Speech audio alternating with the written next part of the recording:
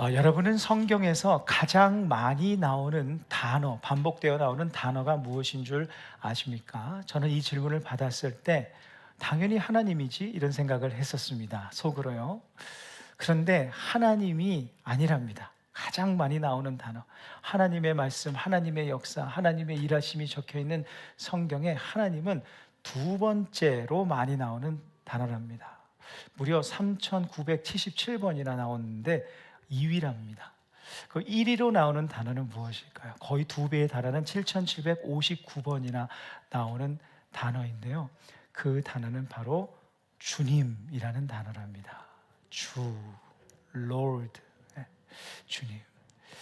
이것이 우리에게 주는 참 좋은 교훈, 메시지가 있는 것 같습니다. 성경의 대부분의 사람들은요, 다 하나님을 압니다.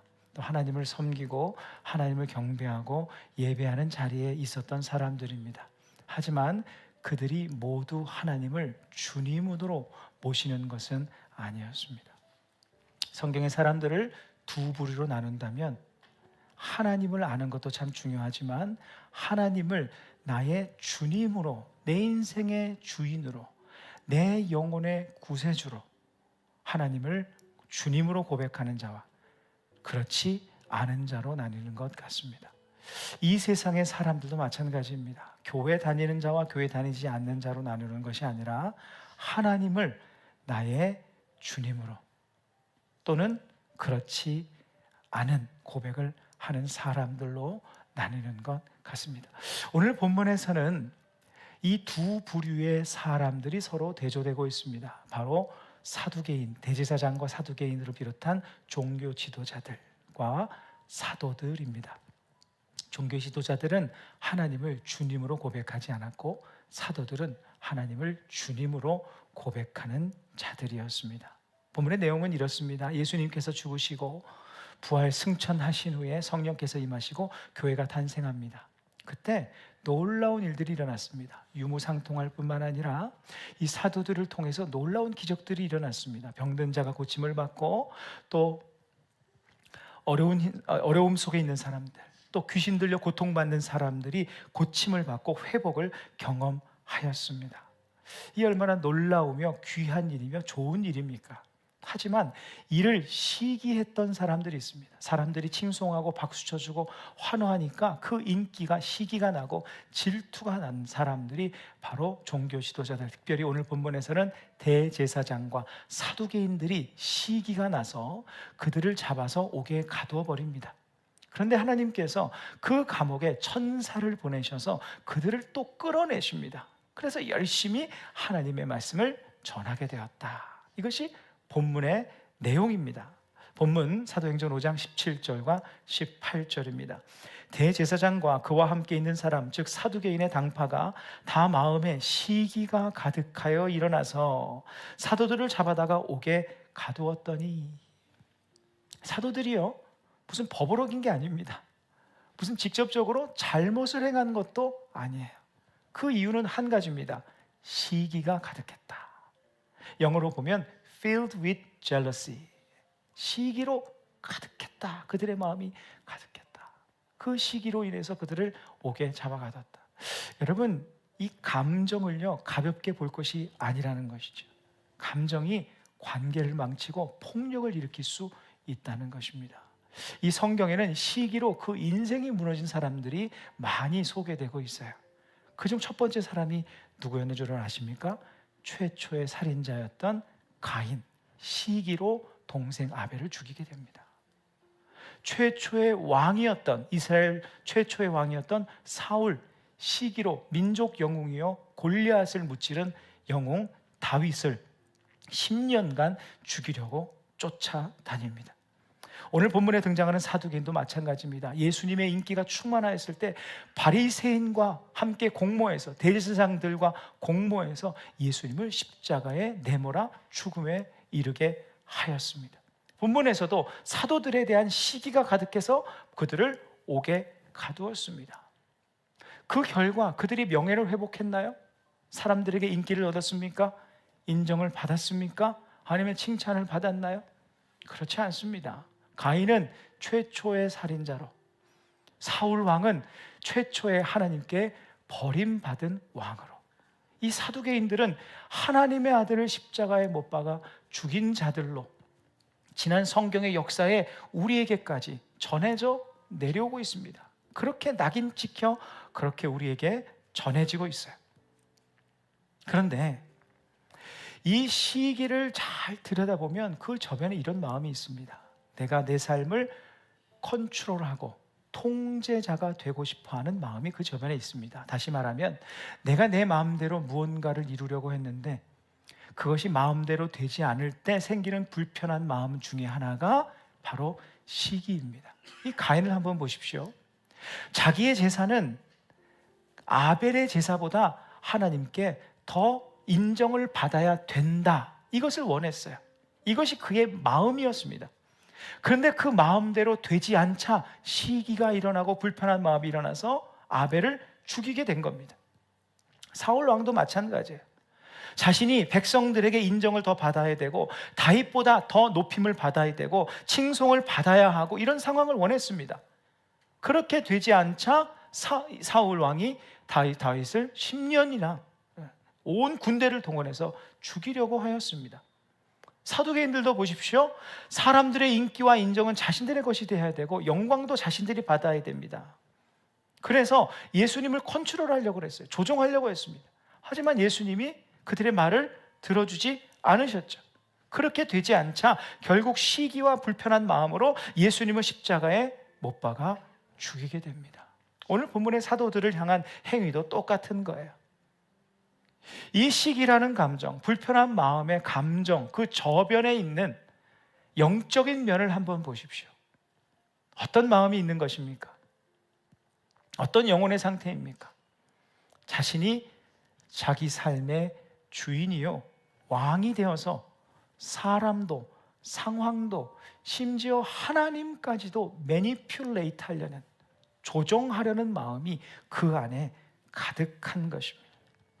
그래서 자기 마음대로 되지 않으면 불편한 마음 갖게 되고 그 불편한 마음이 시기로 나타나고 증오로 나타나고 분노로 비이성적인 행동으로 나타나게 된 겁니다. 결국 그들의 인생이 망가져 버리죠.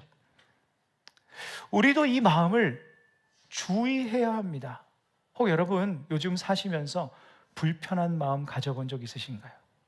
사람에 대해서, 상황에 대해서, 심지어 하나님에 대해서. 그 불편한 마음, 그 이변에 보면 내가 나의 기준을 세워놓고 나의 마음에 들지 않고 나의 기대와 다를 때 불편한 마음이 생기는 경우가 상당히 많습니다. 어떤 사람, 특별히 가까운 사람들이 그런 경우가 많이 있어요. 그래서 서로 상처를 줍니다. 상처를 받습니다. 상황도 내 마음대로 조정하고 싶어 해요.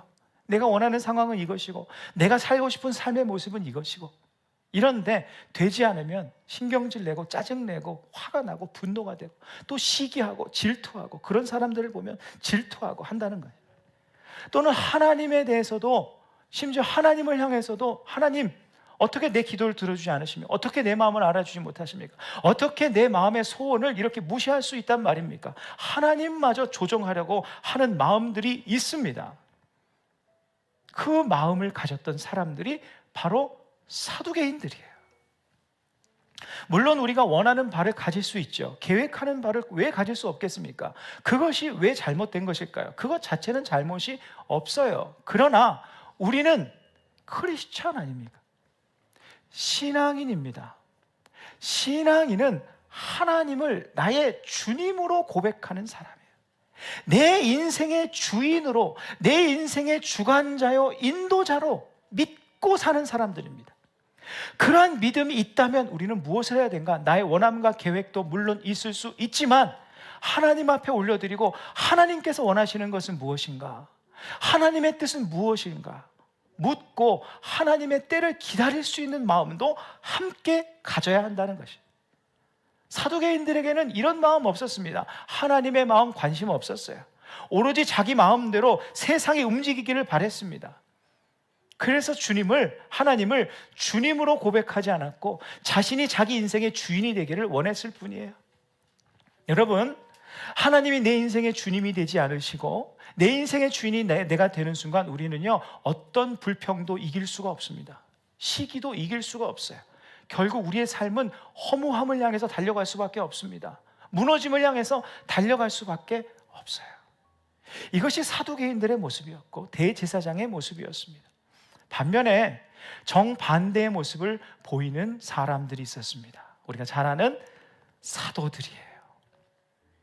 근데 여러분, 우리가 사도들을 참 좋아하고 믿음의 사람들을 좋아하고 믿음이 참 우리가 때로 좋아서 그렇지, 이 객관적으로 보면은 본문에서 정말 시기가 나야 되고 정말 분노가 일어나야 되고 정말 불편한 마음을 가져야 되는 사람은 사실 누굽니까? 사도들입니다. 왜 그럴까요? 사도들은요, 사두개인들에 비하면 세상적으로 가진 것이 하나도 없었습니다.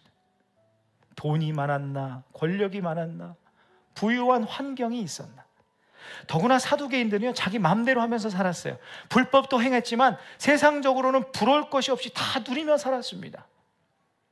하지만 사도들 자신은요, 다 참고 살았어요. 선을 행했어요. 착한 일을 행했습니다. 선을 베푸고 섬기고 참고 견디고 핍박을 당하고 또 선을 행했는데도 옥에 갇히고. 우리가 사도들의 입장이라면 하나님께 어떻게 했어요? 어떻게 말씀드렸어요? 하나님, 이게 도대체 뭡니까? 내가 잘못한 것이 무엇입니까? 열심히 신앙생활하고 섬기고 봉사하고 선한 삶을 살려고 했는데 왜 우리에게 이런 어려움이 생깁니까? 도대체 하나님은 일하시는 것이 맞습니까? 뭐 이렇게 불평을 말로는 안 한다 할지라도 생각이라도 하지 않겠습니까?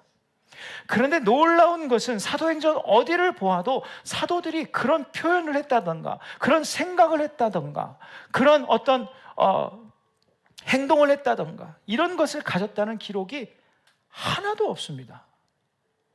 하나님, 왜 이렇게 세상은 불합리합니까? 불공평합니까?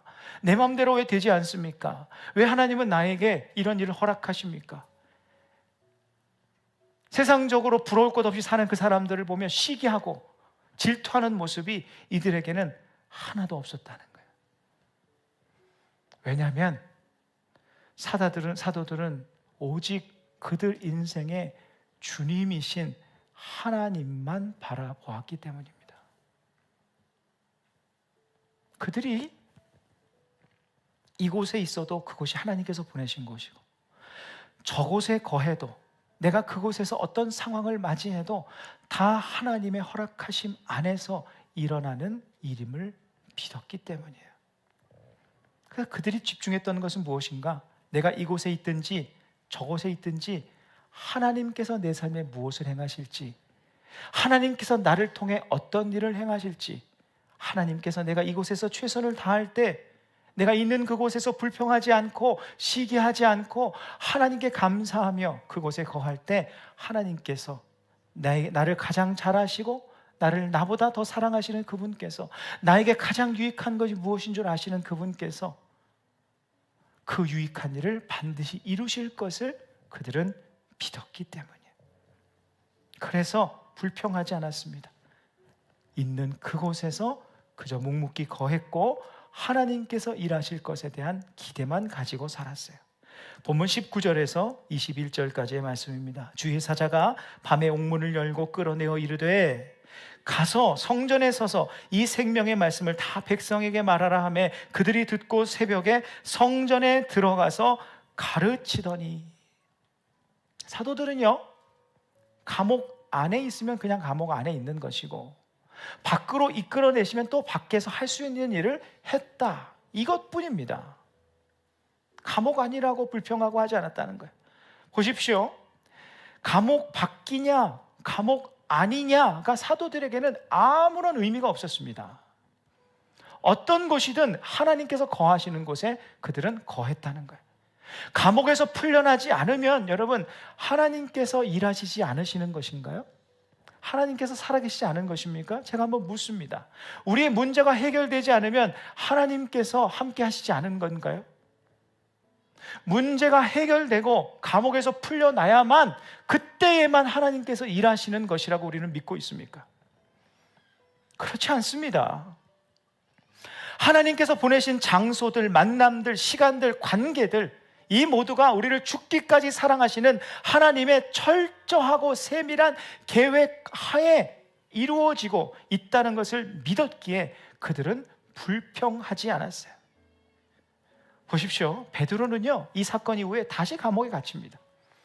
또 풀려나요. 이게 반복하다가 결국 그의 생애가 어디서 마감을 하느냐? 감옥 안에서 마감을 하게 돼요. 사도 바울도 마찬가지입니다. 갇혔다가 풀려났다가 이런 것을 반복하다가 결국 그의 생애가 마감되는 곳은 감옥 안에서 순교하게 됩니다. 지금 내가 감옥 안에 있느냐 감옥 밖에 있느냐는 사도들에게 아무런 의미가 없었어요. 옥 안이든 옥 밖이든 어떤 환경에서도 하나님께서는 그분의 일을 하실 것이다, 이 믿음을 가지고 당당하게 살았다는 거야. 우리들은 때로 인생의 감옥과 같은 상황에 갇힐 때가 있습니다. 고난이라는 감옥에 갇힐 때도 있고요, 가난이라는 감옥에 갇힐 때도 있고, 상처라는 감옥에 갇힐 때도 있고, 예기치 못하게 만나는 문제의 감옥, 이러한 감옥들에 갇혔다가 풀렸다가 하는 삶을 우리는 반복하며 살아갑니다. 하지만 중요한 것은요, 물론 우리 개개인의 삶에 이 문제가 해결되는 것도 정말 중요한 것이지만 정말 중요한 것은 무엇인가? 우리는 그때 무엇을 해야 되는가? 우리가 거하는 곳이 인생의 감옥 아니든 밖이든 묵묵히 하나님께서 하실 일을 바라보며 하나님께 집중하는 일이에요. 그리고 굳게 서는 일입니다. 바울과 실라처럼 하나님을 찬송하는 일이고, 사도들처럼 지금의 이 과정이 언젠가 하나님께서 나로 찬송의 제목이 되시게 하실 것이다, 하나님께서 나로 간증하게 하실 것이고 감사가 되게 하실 것이다를 믿으면서 매 순간 하나님께서 허락하신 그 자리에서 최선을 다하는 것입니다. 상황이 좋아지고 환경이 나아지면 그때 하나님께서 일하실 것이다, 그렇지 않습니다. 성경은 단 한 번도 그런 하나님을 말씀한 적이 없어요. 크리스찬이란 좋은 상황과 환경이 되면 이제 살만하다, 이제 능력 있는 삶을 살 수 있을 것 같다, 이제 내가 할 만한 것 같다, 이렇게 말하는 사람이 아닙니다. 그런 말은 넌 크리스찬들도 다 합니다. 크리스찬들은 이런 고백을 하며 사는 사람들입니다. 빌립보서 4장 12절 13절입니다. 우리 함께 읽으시겠습니다. 시작. 나는 비천에 처할 줄도 알고 풍부에 처할 줄도 알아. 모든 일 곧 배부름과 배고픔과 풍부와 궁핍에도 처할 줄 아는 일체의 비결을 배웠노라. 내게 능력 주시는 자 안에서 내가 모든 것을 할 수 있느니라. 아멘. 23절 말씀을 메시지 성경을 보니까 이렇게 풀어서 해석해 놓았더라고요. 내가 가진 것이 무엇이든지 내가 어디에 있든지 나를 지금의 나로 만들어주시는 분 안에서 나는 모든 것을 해낼 수 있습니다. 아멘. 우리 안에도 이 믿음의 고백이 있기를 원합니다. 오늘 본문을 보십시오. 크게 보면, 잘 보세요. 그림을 보시면 사람의 일과 하나님의 일이, 이 세상의 힘과 하나님의 능력이 격돌하고 있지 않습니까? 이 대제사장과 사두개인들은 유대 사회에서 가장 큰 힘을 가진 자들이었어요. 그들의 힘이 어느 정도로 강했느냐? 지금 기분 나빠서 잡아서 가둔 겁니다. 이 정도 힘이면 대단한 거 아닌가요? 아무도 거기에 거부를 못해요. 그런데 여기에 기록된 옥이라는 단어가 사적인 감옥이 아닙니다. 프라이빗 프리즌이 아니라 퍼블릭 프리즌이래요. 공권력을 사용해서, 군사들을 사용해서 지키는 그런 공적인 감옥이었대요. 그러니까 이들의 힘이 얼마나 강력했던 겁니까? 당시 이스라엘 사회에서 가장 힘을 자랑하는, 그 세상의 힘을 뽐내는, 자기 마음대로 모든 권력을 휘두르는 그 최고의 힘을 상징하는 사람들이 바로 이 사두개인들과 대제사장이었어요. 그런데 놀라운 것은 무엇이냐면, 지난 주일에도 제가 이 헬라어 단어를 기억했는데 혹시 기억하시는 분이 있을지 모르겠지만, 이 오늘 본문의 해석에 한글 성경에는 없지만 영어 성경에도 있고 헬라어 성경에도 기록되어 있는데 대라는 접속사가 있습니다. 그러나 이 단어가 18절과 19절 그 사이에 기록되어 있습니다. 그래서 원어로 해석하면 이것입니다. 사도들을 잡아다가 옥에 가두었더니 그러나 주의 사자가 밤에 옥문을 열고 끌어내어 이르되. 저는 이 그러나라는 단어가 너무 멋있습니다. 세상의 힘이 아무리 그들을 가두어 놓으려고 해도 그러나 하나님께서 여시면 열린다, 이건 아닙니까? 이게 우리 성도들의 인생입니다. 사랑하는 성도 여러분, 이 하나님이 우리가 믿는 주님이세요. 계시록 3장 7절 후반절, 거룩하고 진실하사 다윗의 열쇠를 가지신 이 곧 열면 닫을 사람이 없고 닫으면 열 사람이 없는 그가 이르시되, 하나님께서 여시면 세상에 어떤 힘도 닫을 수가 없고 하나님께서 닫으시면 어느 누구도 열 수가 없습니다. 보십시오. 우리의 눈에 장애물이지 하나님의 눈에는 장애물이 없다는 거예요. 우리의 눈에 답답한 상황이요 방해물인 것이지 하나님의 눈에는 그렇지 않다는 겁니다. 그분께서 작정하시고 그분께서 계획하시고 뜻하신 말을 이루시면은 어떠한 장애도 없이 하나님께서는 반드시 이루어내신다. 지금 사도들은요, 삶의 장애물을 만났습니다. 성령 충만했고 부르심을 받고 비전을 따라가고 말씀에 순종하며 살다가도 장애를 만났습니다. 그들이 얼마나 답답할 수 있을까? 사람이 보기에는 모든 것이 막혀있는, 아니 열릴 수 없는 불가능한 상황이었어요. 하지만 그 모든 장애물들이 하나님을 막을 수는 없었어요. 하나님께서는 어떠한 방해도 받지 않고 그분의 일을 해나가셨습니다. 오늘은 예수님의 십자가 고난을 더 깊이 묵상하는 사순절의 두 번째 주일입니다. 예수님의 십자가를 묵상할 때마다 여러분 어떤 생각이 드십니까? 사탄이, 그리고 많은 적대자들이 예수님을 방해하고 핍박하고 죽음의 감옥에 예수님을 가둬버리려고 했어요. 그러나 하나님은 어떤 방해도 받지 않고 그분의 생명의 역사를 반드시 이루어내셨습니다. 이것이 하나님께서 일하시는 방식이에요. 모든 적대자들도, 상황들도, 심지어 사탄까지도 하나님의 다스리심을 거역하거나 거스를 수가 없었습니다. 그 하나님의 다스리심은 지금도 우리의 삶에 임하고 있습니다. 우리의 삶에서 그 하나님께서, 우리의 주님 되신 하나님께서 우리의 삶을 주관하고 계세요. 혹 우리의 삶에 어떤 감옥과 같은 상황이 펼쳐진다 할지라도 하나님께서 우리의 삶을 통해 우리의 삶을 향해 이루실 그분의 뜻과 계획을 막을 수 있는 것은 아무것도 없는 거예요. 하나님께서 우리와 함께 하시는 한 우리를 가둘 수 있는 감옥은 이 세상에 없는 겁니다. 말씀대로 그러나 주의 사자가 밤에 옥문을 열고, 이 말씀처럼 우리의 삶에 일하시는 주님의 역사를 우리의 삶 전반을 통해 하나님께서 경험하게 하실 것입니다. 그 기대를 가지고 그러나의 역사, 우리로 승리케 하시는 주님의 승리에 참여할 수 있으시기를 바랍니다. 공중의 왕이라고 불리는 새가 있습니다.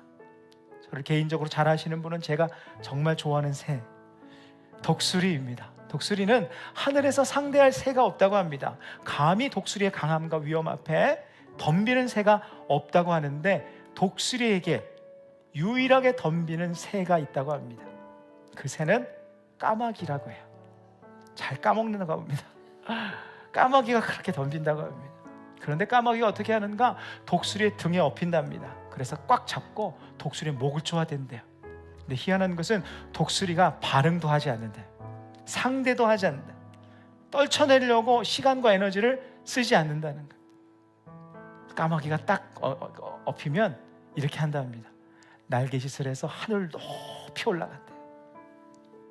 그러면요, 까마귀가 초킹이 시작된답니다. 공기가 부족하니까 숨이 막히기 시작하다가 결국 공기가 부족, 산소가 부족해서 떨어져 죽게 된답니다.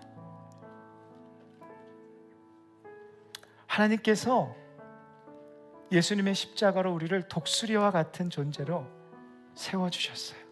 하나님의 아들이라는 자녀의 권세를 주셨습니다. 어느 누가 하나님의 자녀를 건드린단 말입니까? 그런데 우리 하나님의 자녀된 우리들의 삶 속에도요, 우리의 등에 엎여서 우리의 목을 쪼아대는 어려움들이 있습니다. 불편한 마음들이 있어요. 때로 시기하고 증오하고 걱정하고 염려하고 두려워하는 마음들, 불신과 의심의 마음들이 우리의 목을 쪼아댑니다. 괴롭고 아프고 견디기 힘듭니다. 그러나 그때 우리가 집중해야 될 것은요, 이것을 내가 떨쳐내려고 에너지를 쓰고 시간을 쓰는 것보다 하나님을 바라보고 하늘 높이 오르는 거예요. 하나님께 더 가까이 나아가는 거예요. 비상하는 독수리가 되는 겁니다. 그러면 그렇게 기도로 하나님 앞에 나아가고 말씀으로 하나님 앞에 나아가고 찬송으로 하나님 앞에 나아가고 예배로 하나님 앞에 나아가면 하나님께서 우리 목에 있는 이 까마귀들을 떨쳐주실 거예요. 그 하나님을 저는 믿습니다. 그 하나님을 신뢰하며 우리 승리하는 주님의 사람들 되시기를 바랍니다. 우리 마지막으로 이사야 40장 31절 말씀을 힘차게 선포하며 읽으시겠습니다. 시작. 오직 여호와를 앙망하는 자는 새 힘을 얻으리니 독수리가 날개치며 올라감 같을 것이요 다른 박질하여도 곤비하지 아니하겠고 걸어가도 피곤하지 아니하리로다.